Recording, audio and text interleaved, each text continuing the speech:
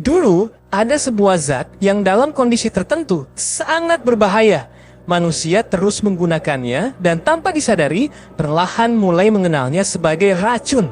Pada awalnya, zat ini hanya dianggap sebagai bagian dari alam, tersimpan di batu, tanah, dan air.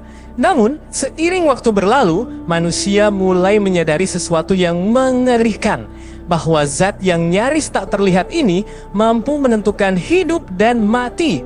Dan di kemudian hari, ia dikenal dengan satu nama, yaitu arsenik. Arsenik adalah unsur kimia alami yang terdapat di alam. Unsur ini memiliki simbol As dan nomor atom 33 pada tabel periodik. Arsenik tergolong sebagai metaloid, yaitu unsur yang memiliki sifat antara logam dan non-logam. Secara alami, arsenik ditemukan di dalam batuan, tanah, air tanah, dan beberapa mineral logam.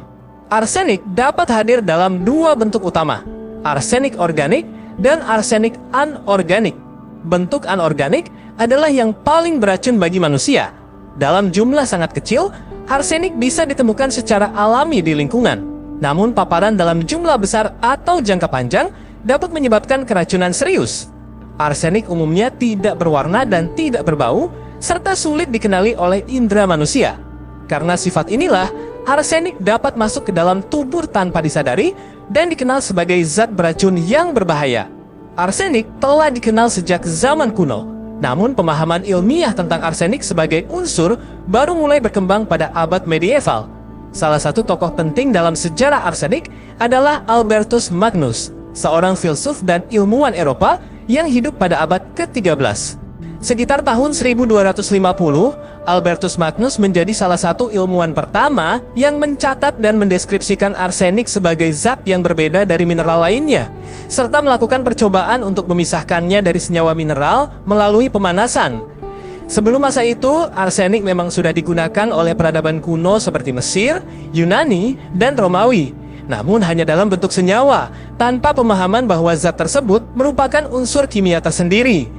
Karena kontribusinya inilah, Albertus Magnus sering dianggap sebagai tokoh awal yang membuka jalan bagi pengenalan arsenik dalam ilmu kimia. Pemahaman ini kemudian berkembang dan menjadi dasar bagi studi arsenik dalam kimia modern, baik dalam bidang medis, industri, maupun kajian tentang sifat racunnya. Ada sebuah fakta menarik mengenai racun ini. Dahulu, arsenik pernah digunakan sebagai bahan pewarna. Alasan utama zat ini digunakan adalah karena kemampuannya menghasilkan warna yang sangat cerah, kuat, dan tahan lama. Pada masa itu, pigmen alami sulit menghasilkan warna hijau terang dengan kualitas yang sama. Setelah alasan tersebut, muncullah praktik pembuatan pewarna berbasis arsenik. Pada abad ke-18 dan ke-19, pewarna arsenik dibuat melalui proses kimia sederhana dengan memanfaatkan senyawa arsenik yang dicampurkan dengan bahan lain untuk menghasilkan pigmen berwarna tertentu. Proses ini dilakukan di bengkel dan pabrik kecil tanpa standar keselamatan. Para pembuatnya sering bersentuhan langsung dengan bahan beracun tersebut tanpa mengetahui resikonya. Setelah pewarna ini diproduksi, ia digunakan secara luas pada pakaian, kertas dinding, lukisan, dan dekorasi rumah. Namun, penggunaan inilah yang kemudian memicu berbagai tragedi. Pemakai pakaian yang menggunakan bahan arsenik mengalami iritasi kulit, luka, dan keracunan kronis. Sementara itu, penghuni rumah dengan kertas dinding arsenik menderita sakit berkepanjangan akibat paparan racun di udara.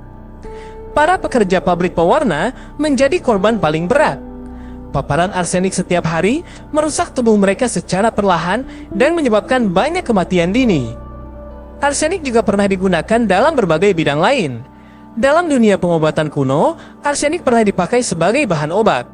Pada dosis tertentu, senyawa arsenik digunakan untuk mengobati penyakit kulit, parasit, hingga sifilis sebelum antibiotik ditemukan. Di bidang pertanian, arsenik digunakan sebagai pestisida dan pembasmi hama. Zat ini efektif membunuh serangga dan tikus yang merusak tanaman. Namun penggunaannya kemudian dihentikan karena dampaknya terhadap lingkungan dan manusia. Dalam dunia industri, arsenik dimanfaatkan dalam proses pembuatan logam. Ia digunakan untuk meningkatkan kekerasan dan ketahanan korosi pada beberapa jenis logam. Arsenik juga memiliki peran penting. dalam perkembangan teknologi modern. Salah satu contohnya adalah dalam industri semikonduktor. Senyawa arsenik digunakan untuk membantu pembuatan komponen elektronik seperti chip komputer, sensor, dan laser. Dalam konteks ini, arsenik dipakai dalam bentuk yang sangat terkontrol dan melalui standar keselamatan ketat. Penggunaan ini tidak ditujukan untuk konsumsi manusia, melainkan untuk kebutuhan teknologi presisi tinggi. Karena itu, meskipun arsenik dikenal berbahaya, ilmu pengetahuan modern mampu memanfaatkannya secara terbatas dengan pengawasan yang ketat. Jika kamu tertarik dengan konten sejarah sains dan zat kimia yang jarang dibahas, tulis di kolom komentar topik apa yang ingin kamu dengar selanjutnya. Jangan lupa like dan subscribe agar tidak ketinggalan pembahasan berikutnya.